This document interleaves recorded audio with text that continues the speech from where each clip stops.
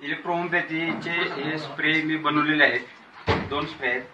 आपण त्याला नाव अल्निकोनिल फर्स्ट आणि अल्निकोनिल सेकंड असं नाव दिलेलं आहे. 100 ml 2 बॉटल आहेत या. तर हा स्प्रे अप्लाय करण्यापूर्वी ह्याला स्ट्रोक द्यायचा. आपण 48 वेळा बॉटलला स्ट्रोक द्यायचा. 40 वेळा.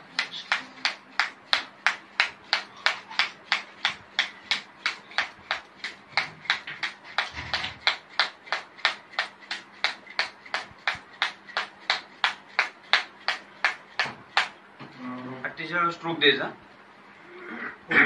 अल्निकोनिल फर्स्ट आहे ते पोटावरती अप्लाय करायचं, स्टमक वरती अप्लाय करायचं, होल अब्डोमेनला अप्लाय करायचं.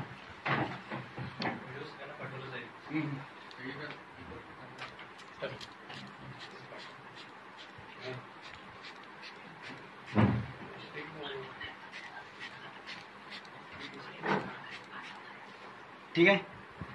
फक्त दवबिंदू कसे पानावरती दिसतात त्या पद्धतीने दिसलं पाहिजे, बस एवढंच मारायचं. जास्त असं खाली नाही आलं तरी चालतं. एक 5-10 मिनिटांमध्ये सुकून जाते. ह्याचं काम संपलं. ह्याला चोळायची गरज नाही, काय नाही. अल्निकोनिल सेकंड 48 वेळा स्ट्रोक द्यायचा.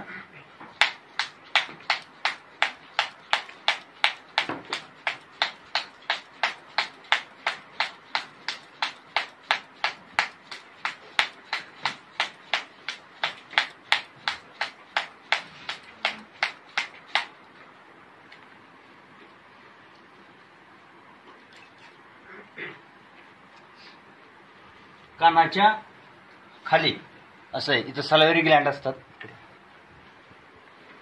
सलायरी ग्लँडवर हे काम करतंय.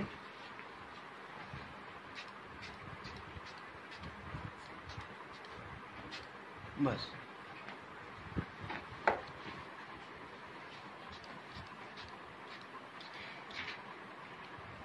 सुकू द्यायचं. असं स्प्रे मारलेला सुकेपर्यंत पेशंटला अशा पोझिशनमध्ये ठेवायचं. 10 ते 15 मिनिटांमध्ये सुकतंय ते. तोपर्यंत पेशंटला श्वासावरती नियंत्रण ठेवा म्हणून सांगायचं. डोळे झाका आणि खोल श्वास घ्या, सोडा. खोल श्वास घ्या, सोडा.